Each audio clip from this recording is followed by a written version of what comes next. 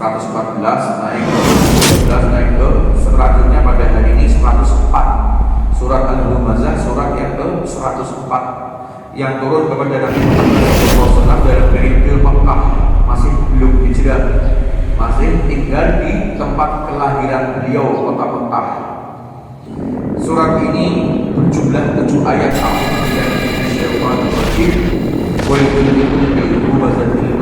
Alladzi jama'a malahu wa 'addadah yahsabu anna malahu akhladah kalla layunbadanna fil hutamah wa ma adraka mal hutamah narullahil muqaddah allati tattali'u 'ala al-afidah innaha 'alaihim musadah fi 'amadin mumaddadah.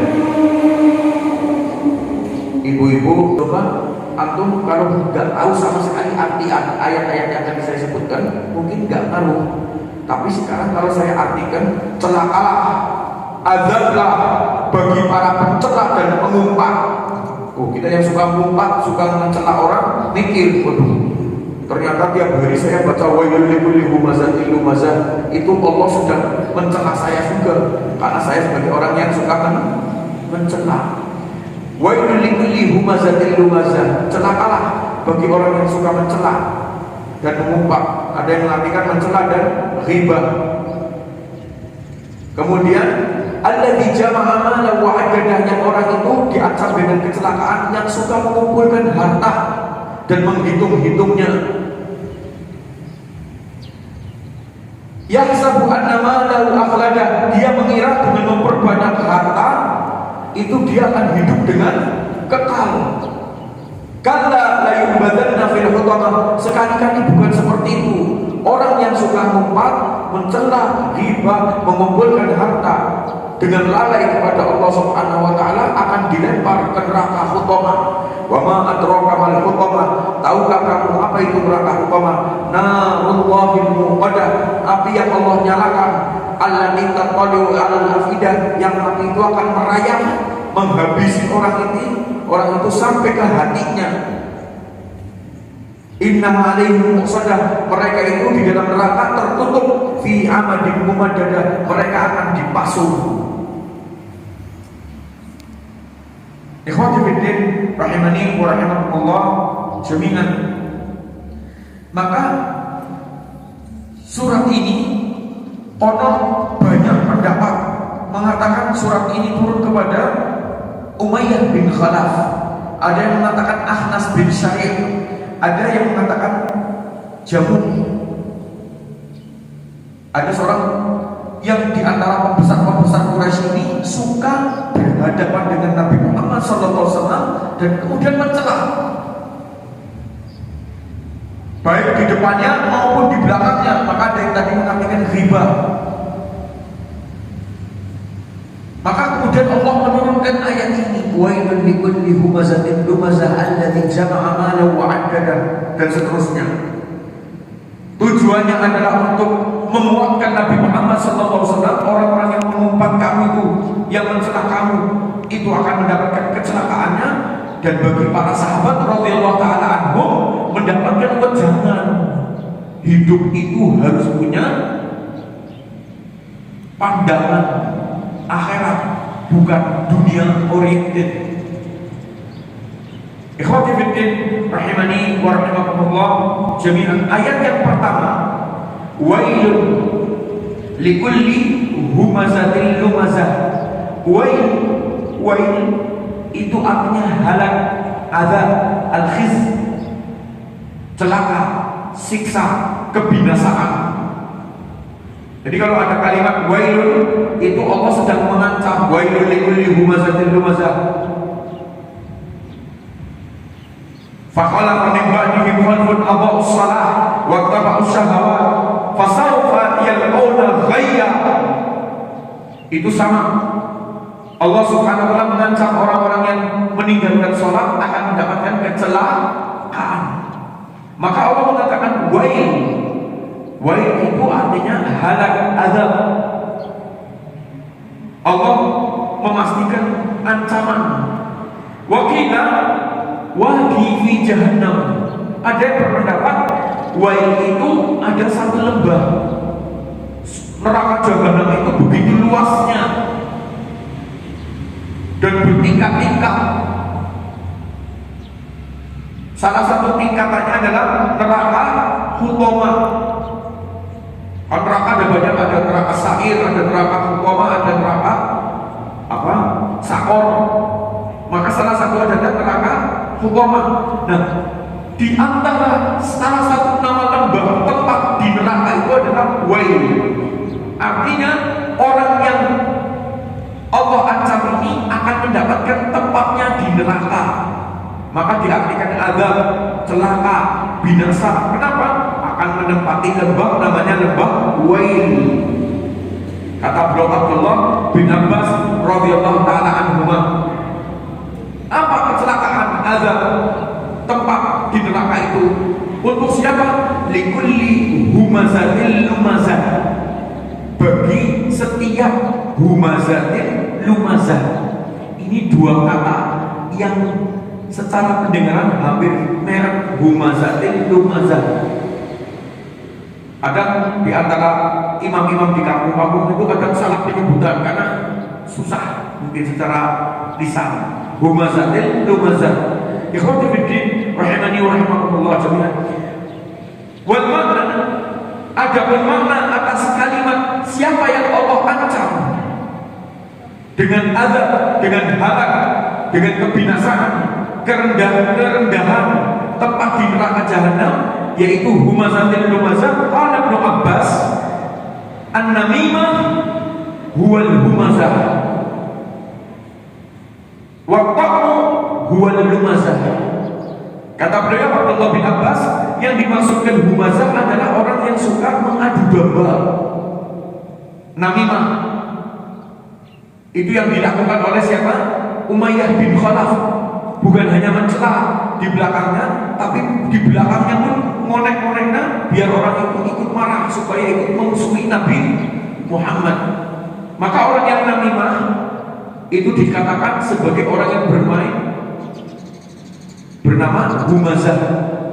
Adapun humazah adalah orang yang suka mencela, ngonek-ngonek nangkong, suka mencela apapun, entah dari nasab. Kata beliau Ibnu Katsir, at-ta'nu fil ansab wal ahsab, tentang nasab, tentang harta, tentang status sosial jadi bahan pencelaan, itu namanya lumazah. Intinya mengejek.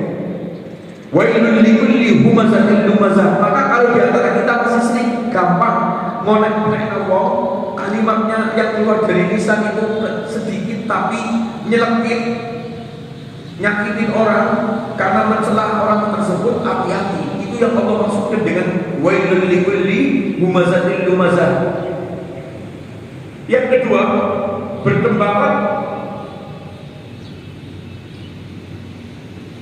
dari Abdullah bin Abbas radhiyallahu taala anhu.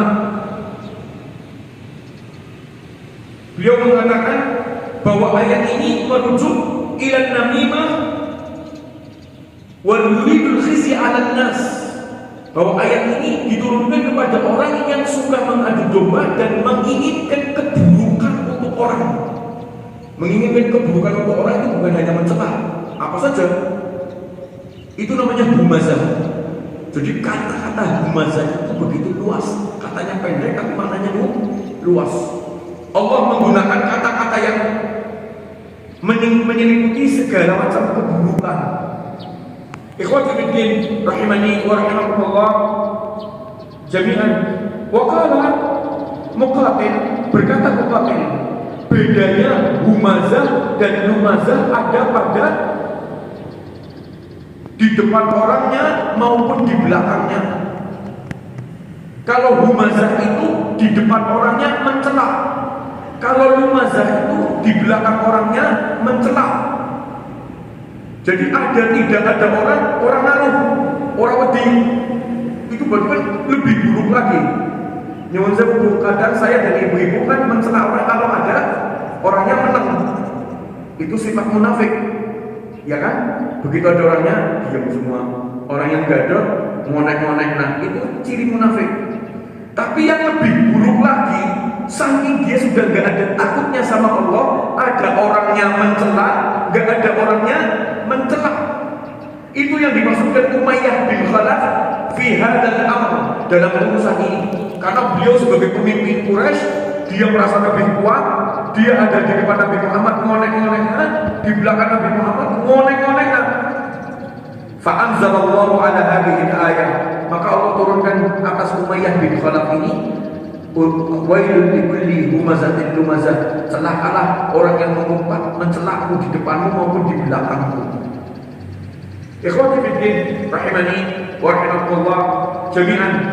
Berkata yang pendapat ini sekedar pendapat dari pendapat Abu Aliyah dan Hasan Al-Basri. Kebalikannya pendapat yang ketiga, humazah itu di belakang, lumazah di depan. Intinya mencela. Ikhwati fiddin rahimakumullah jami'an. Kemudian yang kelima, kata beliau Sa'id bin Jubair dan Qatadah, humazah itu ghibah, sementara lumazah itu mencela. Kemudian yang keenam, berkata Al-Qurtubi rahimahullah ta'ala dan yang lainnya, humazah itu mencela di depan dan memukul secara fisik. Itu humazah. Jadi mencela sekaligus mencederai, itu humazah. Dan itu dilakukan. Abu Jahal pernah hampir saja menjejek Nabi Muhammad ketika beliau sedang sujud, tapi sama Allah ditunjukkan neraka sehingga dia terpental. Saking bencinya mereka kepada Nabi Muhammad, bukan hanya celaan, tapi fisik pun pernah akan mereka lakukan, bahkan kesepakatan persekongkolan untuk membunuh Nabi Muhammad. Maka Allah turunkan wailul likulli humazatin lumazah, orang yang mencela dan memukul itu pada derajat itu dia humazah. Kemudian kata beliau Al-Qurtubi rahimahullah ta'ala dengan mengambil pendapat dari Ibnu Zaid, sementara kalau humazah itu hanya dengan lisan, celaan itu tidak melebihi daripada sekedar ucapan. Kemudian ikhwati fiddin yang terakhir adalah yang disebutkan oleh Sufyan Ats-Tsauri rahimahullah ta'ala di dalam tafsir Ibnu Katsir. Saya simpulkan beberapa dari beberapa tafsir. Humazah itu gangguan dengan lisan, sementara lumazah gangguan dari fisik. Maaf, pandangan mata. Saya melihat Mas Alimin, kemudian pandangan saya itu mencela, itu sakit hati beliau. Maka celaan mata saya dengan pandangan yang merendahkan beliau, itu namanya lumazah. At-ta'nu fil jasad, pencelaan itu dengan jasadnya. Apa? Ucapan saya, lisan saya, mimik roman wajah saya itu menyakiti antum, itu namanya lumazah. Maka semua itu Allah jadikan satu. Wailul likulli humazatil lumazah, celakalah bagi semua orang yang melakukan di atas. Al-Quran surat Al-Qalam ayat yang ke-11 menjelaskan itu, menceritakan tentang penghuni neraka hammazim masya'im binamim. Hammazim masya'im binamim itu adalah firman Allah dalam surat Al-Qalam. Allah mengatakan mereka itu orang-orang yang suka mencela dan suka mengadu domba. Maka mencela itu secara umum, entah dengan fisik, entah dengan roman wajah, entah dengan ucapan, entah dengan maaf bahkan memukul, itu mencela, mempermalukan. Plus binamim, namim itu namimah, mengadu domba, menghendaki orang itu bertengkar.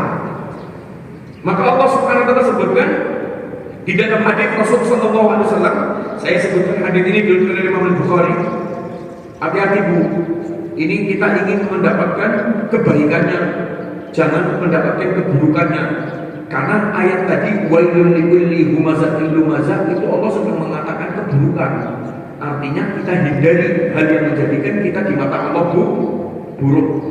Nah, Rasulullah mengatakan yang baik. Apa kata beliau? Khiyaru ibadullahi alladziina idza dzukirallah. Orang yang baik di antara hamba Allah adalah kalau kamu melihat orang itu ingat Allah. itu berarti orang baik. Kita melihat wajah beliau, yang teringat apa? Allah, ingat ibadah, itu berarti orang baik.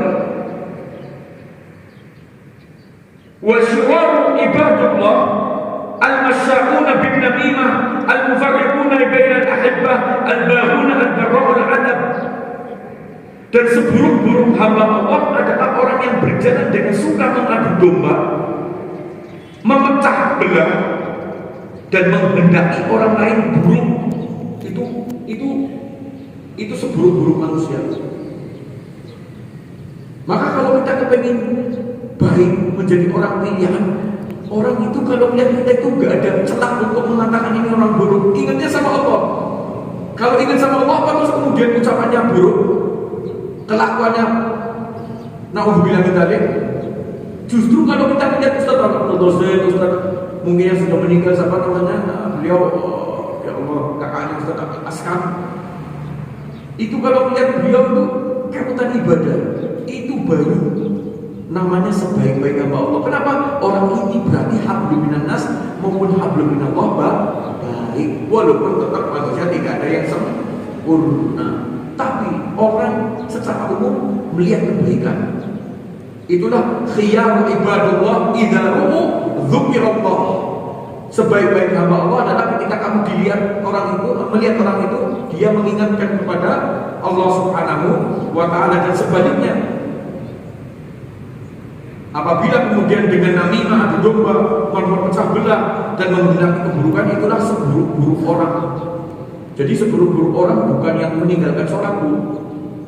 Hati-hati, kita mungkin sudah sholat, kita mungkin sudah puasa, zikir, tapi masih berbuat keburukan.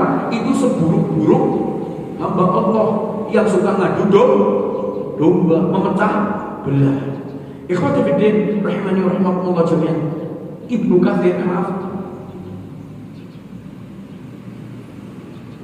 penulis tafsir Al-Azhar, Hamka, bertanya kepada kita, kenapa kemudian Allah mengatakan wailul likulli humazatin lumazah, kemudian dikaitkan dengan alladzi jama'a malan wa 'addada.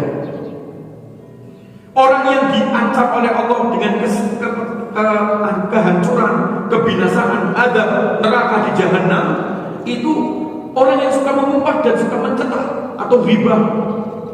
Tapi kok melanjutkan dengan alladzi jama'a malan wa 'addada? Apa hubungannya? Sifat orang yang suka mencela itu ternyata suka mengumpulkan harta. Ikhwati fiddin rahimani wa rahimakumullah jami'an. Kata Hamka, ini sebelum saya mengartikan apa artinya alladzi jama'a malan wa 'addada, kata Hamka, orang yang suka mencela itu karena pelit, medit. Maka dia berpikir supaya orang tidak minta hartanya, maka dia suka mencela orang supaya orang gak ada yang supaya gak ada orang yang suka. Kalau sudah gak ada yang suka, gak ada yang mendekat. Kalau gak ada yang mendekat, gak ada yang minta. Jauh ke sana ini. Kenapa dia suka mengumpat, suka mencela? Supaya orang tidak ada yang meminta kepada beliau karena kedekatan. Coba kalau saya sering dekat sama beliau baik, suatu saat masa itu saya bilang, tapi kalau saya Mas Ali ini kebalikan, ngapain orang tua dulu? Maka dia gak pernah minta sama saya. Paham? Itulah naudzubillah min dzaliknya orang pencinta harta.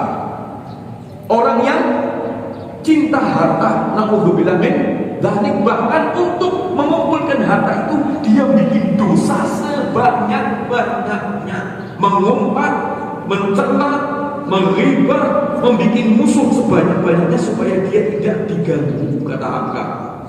Ikhwati fiddin rahimani wa rahimakumullah jami'an. Alladzi jama'a malan wa 'addada itu sama dengan firman Allah surat Al-Ma'arij ayat yang ke-18.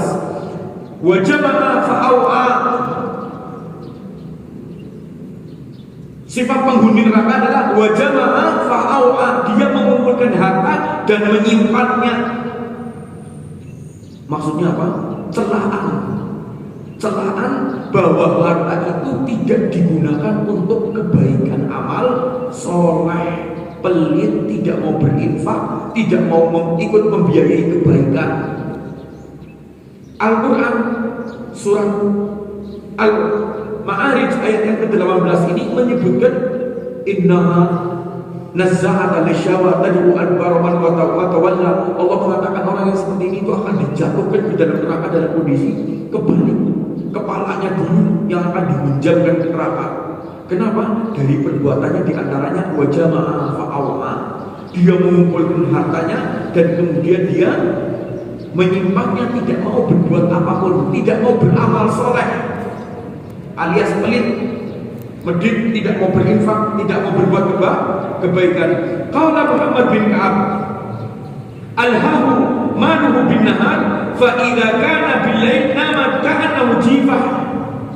Berkata Muhammad bin Ka'ab, yang dimaksudkan dengan alladzi jama'a malan wa addada dalam ayat ini adalah orang yang mengumpulkan hartanya di siang hari dengan lalai sama syariat Allah, lalai sama Allah, olah halal olah haram terus dikumpulkan aja, waktu sholat ditinggalkan, macam-macam keburukan hanya untuk mengumpulkan harta. Malamnya hati-hati ini, malamnya kata Muhammad bin Ka'ab, karena capek yang amat sangat, tidur seperti batang. Tidur seperti batang artinya apa? Tidak ada qiyamul lail, tidak ada ibadah. Malam kok urus, pagi kerja lagi golek, tak halal tak haram, tidak tahu dengan urusan sholat, tidak urusan dengan aturan infak, zakat. Dia mengumpulkan. Itu yang dimaksudkan dengan ayat alladzi jama'a malan wa addada. Alhahu maluhu bin nahar fa idza kana al-lail nama naumatan jifah. Orang yang pada siang harinya lalai kepada Allah gara-gara hartanya, ketika malam pun tertidur seperti bangkai yang sudah tidak bangun lagi kecuali dia terbangun di waktu paginya. Ikhwati fillah rahimani wa rahimakumullah jami'an. Wa hadha min ghururi dunya. Ini ibu-ibu yang dirahmati Allah. Ketika Allah Subhanahu wa taala mengatakan alladzi jama'a malan wa addada, itu adalah maksud ayat ini. Allah sudah mengatakan salah satu bentuk tipuan dunia adalah harta. Apa yang kita merasa tertipu? Bahwa dengan harta ini kita akan seolah-olah bahagia seterusnya. Yahsabu anna malahu ahladah. Seolah-olah kalau kita sudah punya harta dengan tidak memperhatikan syariat, tidak lagi memperhatikan aturan Allah, tidak lagi memperhatikan ketaatan, dia akan menganggap hartanya itu akan membuat senang dan hidup seterusnya. Lupa dengan apa? Kematiannya. Lupa dengan apa? Apa yang mau dia bawa?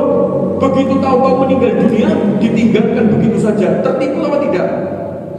Antum berjuang habis-habisan nih untuk mengumpulin harta. Begitu sudah terkumpul, tahu-tahu datang kematian.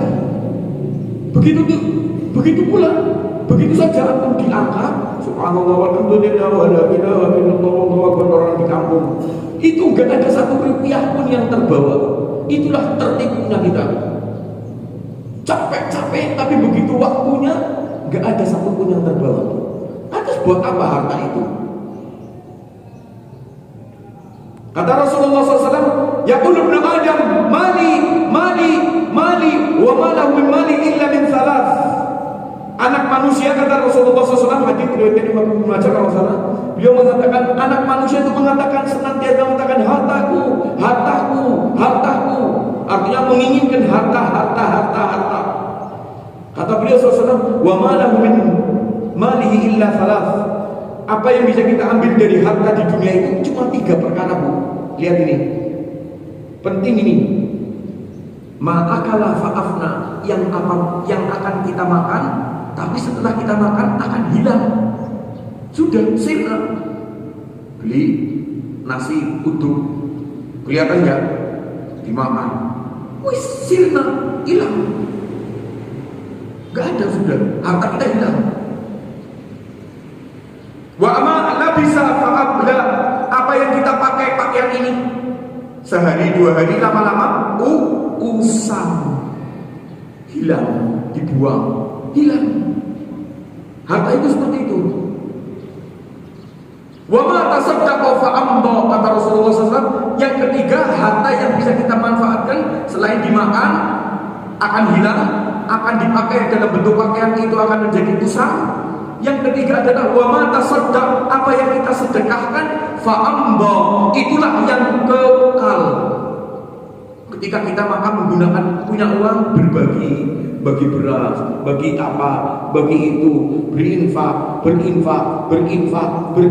Ini baru harta yang akan kita syukuri, bermanfaat untuk orang lain.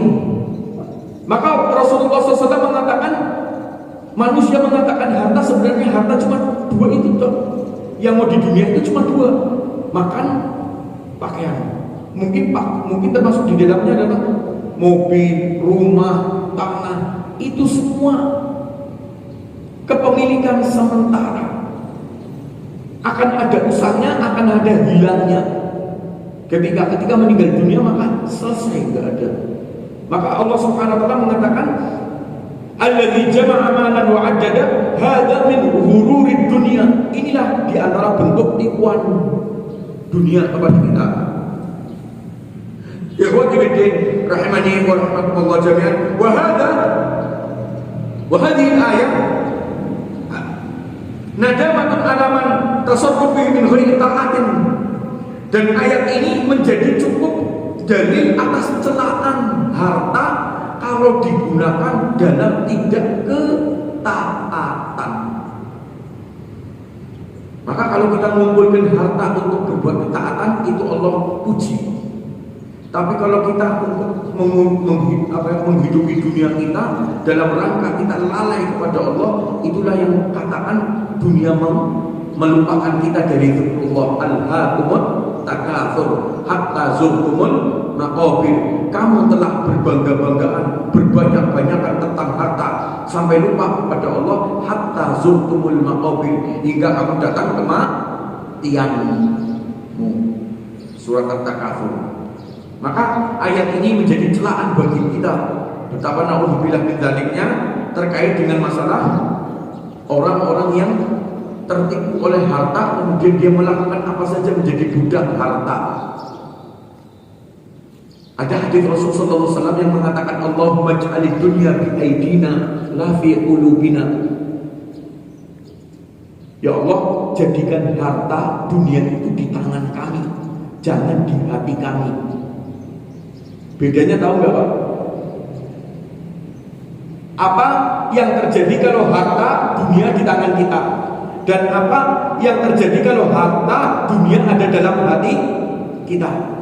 Kalau ada dalam tangan kita, ini tangan kita bisa memberikan, bisa membuang, bisa ngambil, bisa kita yang ngatur. Harta itu, ini halal ambil, ini haram, ini saya berikan, ini infak, ini buat keluarga, ini buat anak, ini yang kita yang ngatur harta.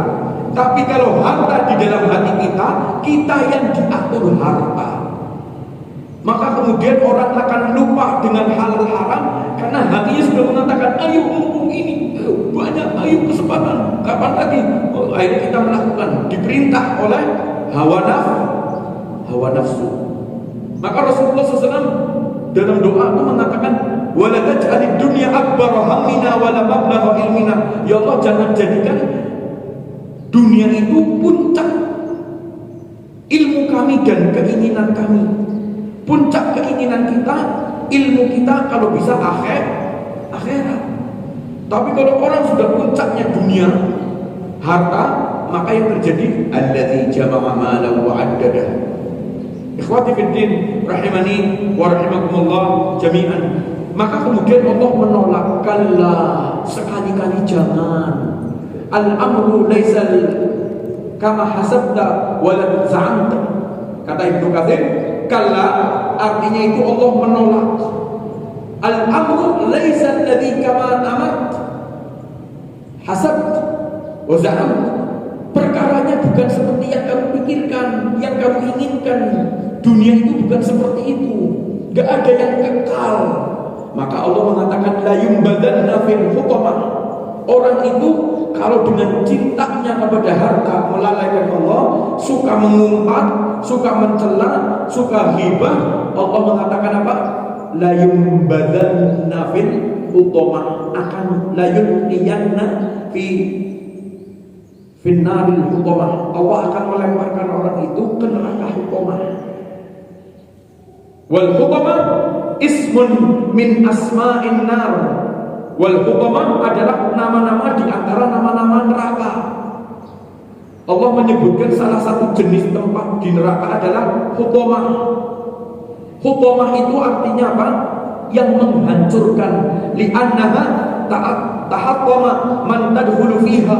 Karena orang yang dilemparkan ke neraka itu akan hancur, dimakan oleh api, dibilas oleh api yang besar itu, menjadi tulang belulang yang tidak bermakna, yang hancur.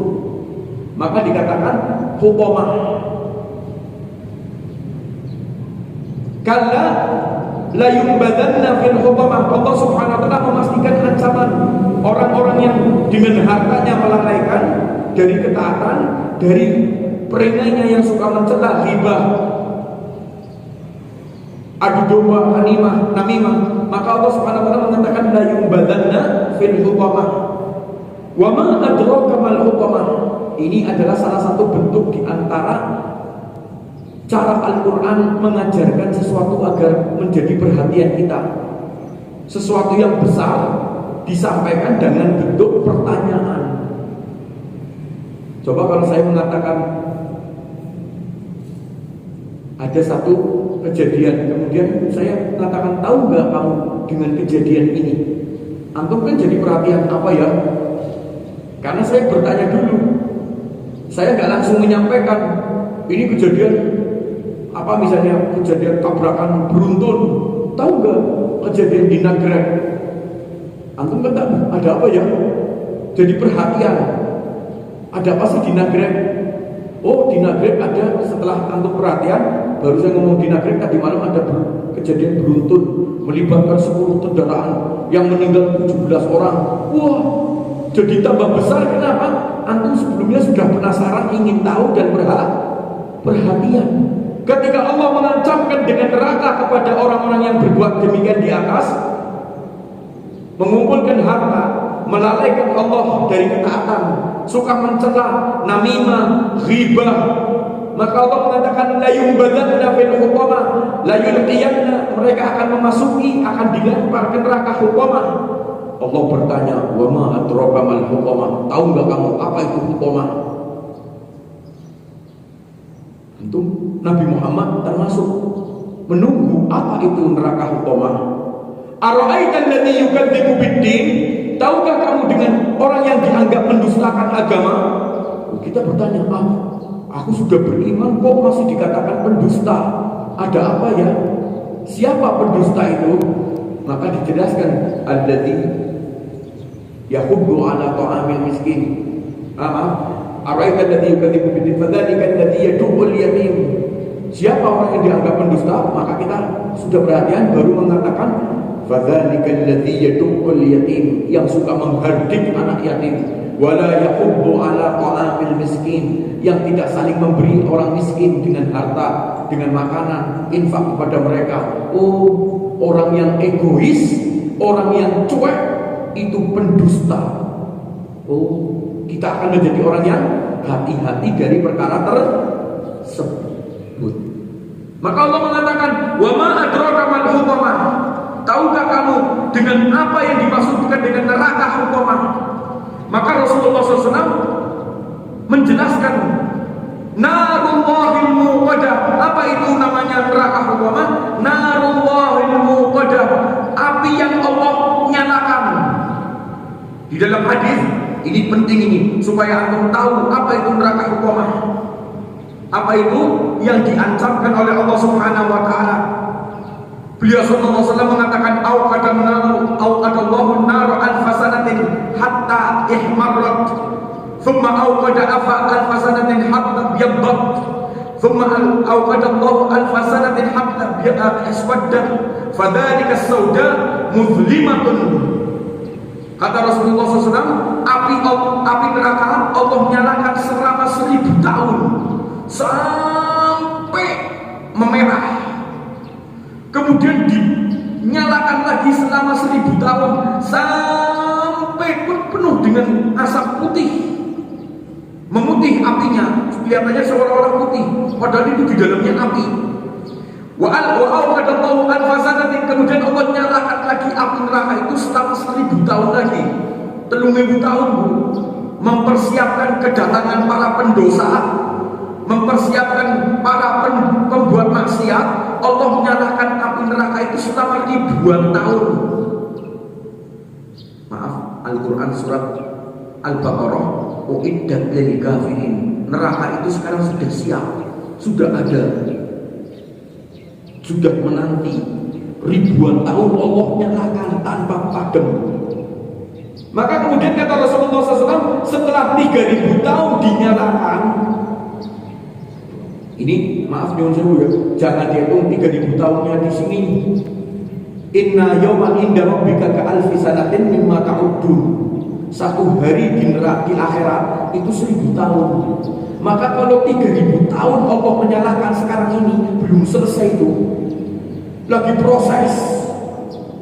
Kata Rasulullah, 1000 tahun yang pertama memerah, 1000 tahun yang kedua memutih, 1000 tahun yang ketiga gelap, lap. Maka kita disuruh takut sama neraka. Ittaqun nar walau bisyikkin tamrah. Takutlah dari neraka walaupun cuma dengan infak sepotong kurma. Dua kurma siji, satu kurma. Ada orang butuh, ya kita bagi berdua. Mangan. Itu orang yang berinfak. Kenapa? Takut. Kalau dia dianggap egois, mangan dewek kacane, kelaparan. Na'udzubillah min dzalik. Ikhwati fiddin rahimani wa rahimakumullah jami'an. Al-Quran surat At-Tahrim. Ya ayyuhalladzina amanu qu anfusakum wa ahlikum nara wa quduhan nas wal hijarah. Ini kan tadi mengatakan narullahil muqadah, api yang Allah nyalakan. Ternyata dalam hadis dinyalakan selama ribuan tahun untuk mempersiapkan, bukan kita, manusia yang lain masuk ke situ. Dalam Al-Quran surat At-Tahrim, apa yang membuat nyala? Waquduhan nas wal hijarah. Api neraka nanti ketika sudah dimasuki manusia tambah besar. Kenapa? Bahan bakarnya adalah manusia. Bapak-bapak yang disebut bikin bakaran rumah sampah, ditambahin bensin tambah gede atau tambah cilik.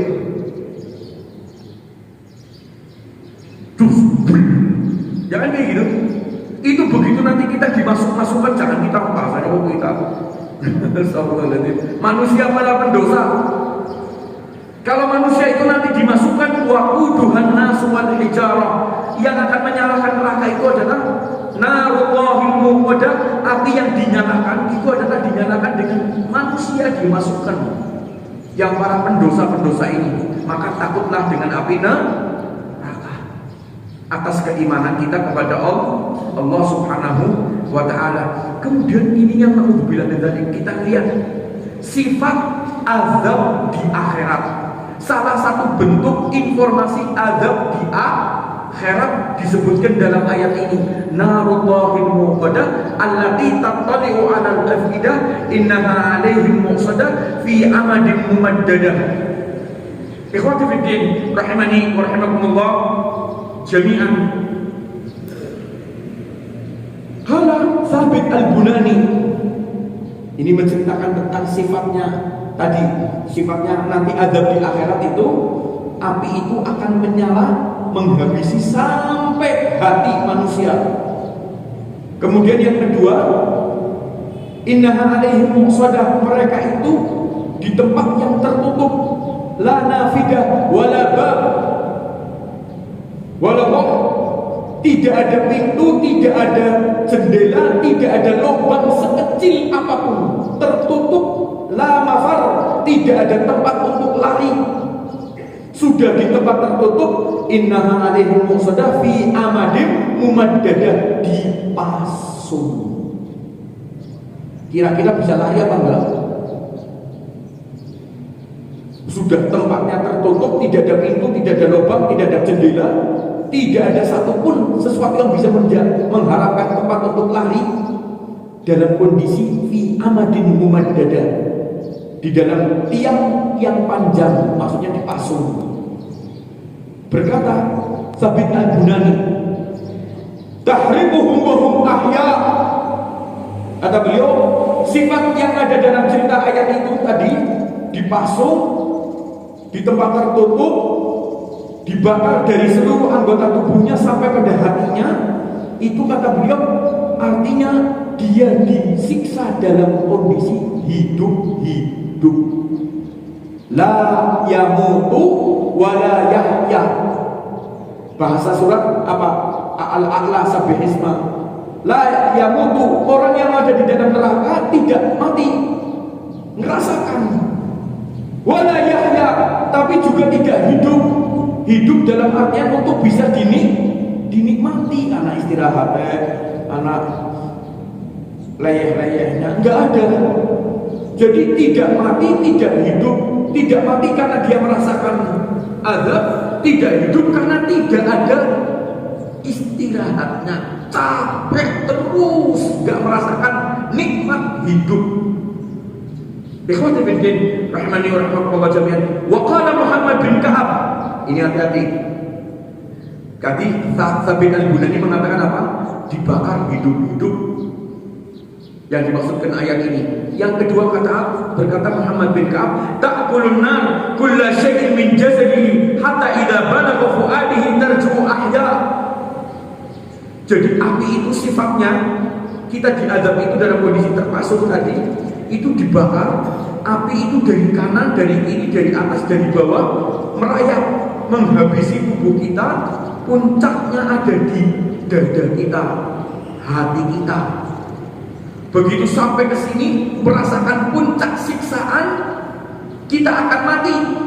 Tapi tidak mati, Allah hidupkan lagi. Terus seperti itu. Saya ingin bacakan surat An-Nisa ayat 58 kalau salah.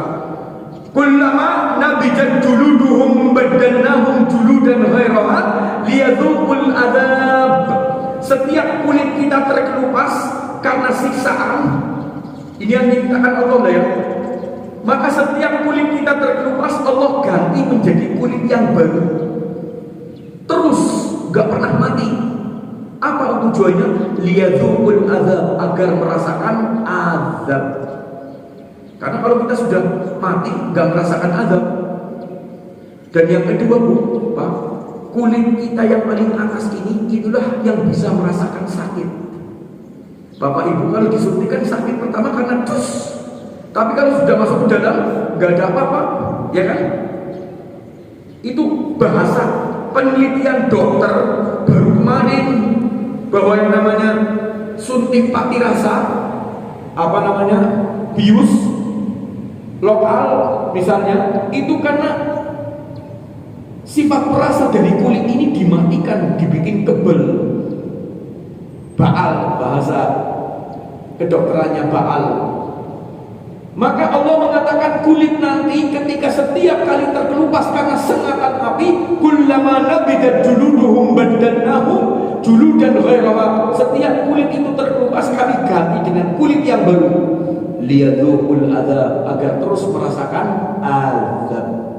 An-Nisa 58 atau 59. Silakan dibaca, takut kita. Dan ternyata ayat ini mengatakan allati tattali'u 'alal afidah. Kalau kita sudah disengat api dari seluruh arah sampai di sini kita, maka kita akan merasakan puncaknya azab, mati, tapi tidak mati. Allah kembalikan hidup. Muncul pertanyaan terakhir sebelum tanya jawab, apa Bu?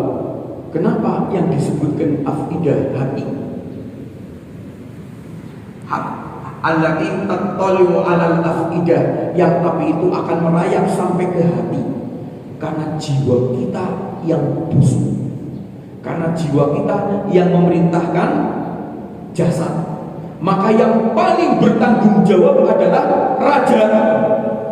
Hati kita adalah, kata Imam Ibnul Qayyim, itu adalah raja bagi jasad. tangan, kaki, mata, pendengaran, semuanya jadi rakyat. Apa kata hati? Ibu-ibu tadi dalam hati di rumah lah nyompang teka pengajian. Begitu hatinya punya perintah pengajian, sikile nurut mlaku maring meneh. Wis mlaku mlebu jagong. Kenapa tubuh kita nurut? Karena ada perintah dari hati. Hati yang kotor, yang suka mengumpat, suka mengadu domba, mencela di depannya maupun di belakangnya, dengan bahasa isyarat maupun bahasa leterlek. Dari kecintaannya dengan harta yang tidak lagi memperhatikan halal haram, tidak lagi memperhatikan hak orang, tidak lagi punya sifat kasih sayang, dia lalai selalai-lalainya itu karena ininya hatinya. Maka Allah menjadikan puncak azab itu di sini.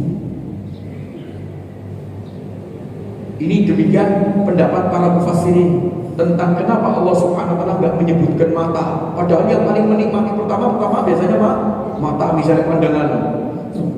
Anak sing apik padahal haram. Kan mata. Tapi mata ini mau menikmati sesuatu yang haram kan karena hati. Maka mata tidak diazab lebih keras. Yang lebih keras adalah hati. Puncak kata Imam Ibnu Qayyim, Ibnu Katsir maupun Al-Qurtubi rahimahullah taala menyebutkan dari Muhammad bin Ka'ab, ta'kulu kullu syai'in an-nar min jasadi hatta idza balagha fuadihi tarji'u ahya. Makan api itu akan melahap kita, menghancurkan kita, merayap dari kanan, dari atas, dari bawah, sampai di sini puncaknya merasakan sakit, mati tapi dihidupkan lagi, terus seperti itu. Seperti yang kulitnya terkelupas dibaliknya lagi, setiap mati balik lagi, hidup terus tanpa mati. Na'udzubillah min dzalik fattaqun nar, maka bertakutlah kepada api neraka. Inilah keimanan kita, alladzina yu'minuna bil ghaibi, yang mengimani perkara yang gaib. Apa yang gaib? Surga dan neraka. Wallahu taala a'la wa a'lam. Masih ada kurang lebih 10 menit dari waktu yang kita punya dalam kesempatan pagi hari ini. Ada komentar atau hal yang ingin disampaikan? Falyatafadhal masykuran ma'juran. Monggo Bapak Ibu, masih ada waktu, barangkali ada yang ingin ditanyakan atau didiskusikan. Kami beri waktu, beri kesempatan. Panggil Bapak Ibu yang lebih jelas.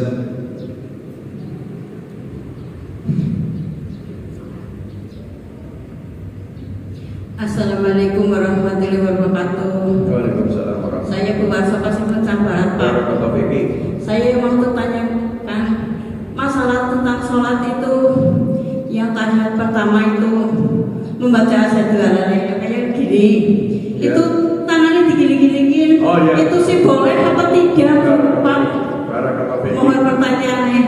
Assalamualaikum warahmatullahi wabarakatuh. Waalaikumsalam warahmatullahi wabarakatuh. Jadi Ibu yang dirahmati Allah, hadis yang menceritakan tentang sholat Nabi Muhammad SAW itu beliau radhiyallahu ta'ala, beliau sallallahu alaihi wasallam diceritakan oleh para sahabat, idza jalasa fit tasyahhud, jika dia duduk di dalam tasyahudnya, dan ketika itu yuharriku as-salat fi air, dia menggerakkan tangannya.